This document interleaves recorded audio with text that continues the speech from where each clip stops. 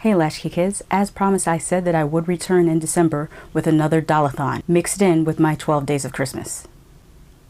And what great luck! A movie called Toys of Terror just came out just in time for me to do this.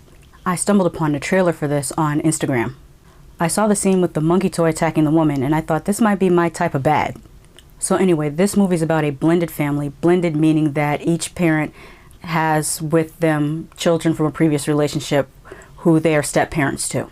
Kind of like the Brady Bunch. The family's going on vacation to an old house that used to be a children's hospital. They revealed that they just purchased the property with the intent of fixing it up and selling it at a profit. And one thing I noticed is a mother, if I'm not mistaken, I think she describes it as an old colonial. And I'm looking at this house like that looks like it's French Tudor. How are you going to resell houses and you don't even know the difference between the different houses? Anyways, I digress. The teen daughter was a little bit annoying towards the beginning of the movie, especially the scene when they found the old video game in her room and she was complaining about the old video game in the TV. And I'm asking myself, who wrote this and do they know any teenagers? Because right now they love everything retro. Like if you would have given a Generation Z teenager a big body television and an old game system, they would flip out. They buy Polaroid cameras again. They're buying records again. She would have loved that. In this movie, you can kind of tell that the script was probably written with a European American family as a default family, but then they decided to go with colorblind casting. Usually I don't have a problem with colorblind casting if they alter the script to reflect cultural differences.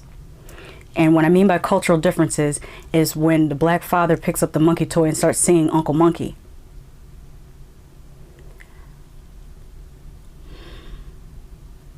We're not there yet. Maybe another 50 years, 75 years, 100 years, we're not there yet. Speaking of the father and the parents in general, I cannot with how corny they were. And your first inclination might be to blame the colorblind casting, but that's not the case. Even for European American families, these two would be considered super corny. Think about the parents from Poltergeist or the parents from Nightmare on Elm Street. They had duality about them. They weren't just all, you know, oakley dokley. There was texture to their characters. These parents act like a male and female version of Ned Flanders. Another thing they should have altered when they decided to do colorblind casting with reference to culture was this one scene I saw with a teenage girl on the bed with her shoes on and her shoes are on the pillow. In general, people of color don't do this unless they're trying to be disrespectful. Many of us don't even wear shoes in the house. Now, when I say most and many, notice what those words mean. Most and many, not all. So don't get in the comments and say, oh, but I didn't say all. I said most. That said, the house did look really, really cold, so I could see why people would keep their shoes on in a cold house, but not on the bed and with your feet on the pillows. Ooh. I just had a flashback of when my mother flipped on me because I sat on the arm of her sofa.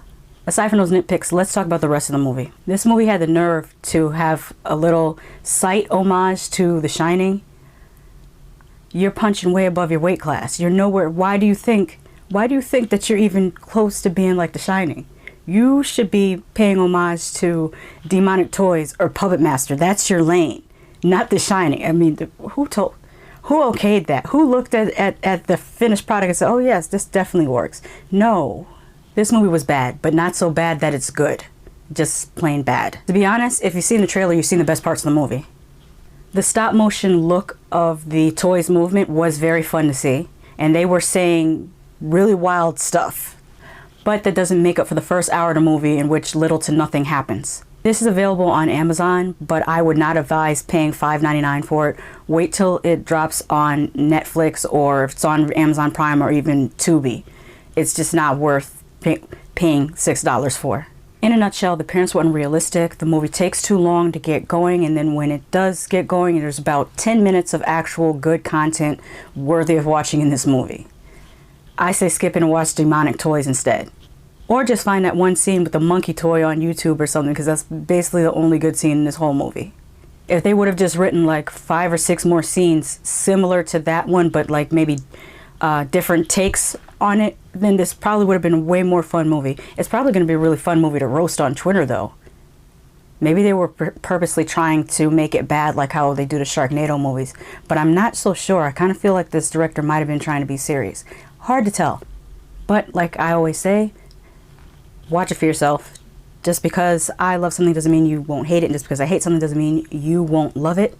Did you see I almost started to say Demonic Toys.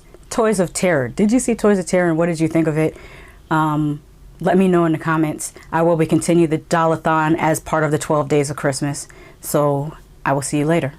Bye. Hey, did you know that I work for tips now? You can hit me up on Venmo or CashApp.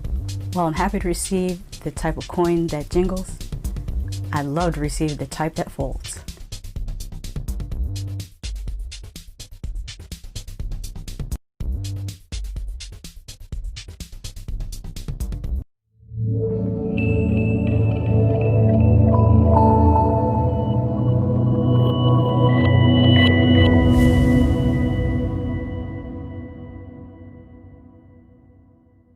Somebody show these people where the subscribe button is. They don't know what they're doing.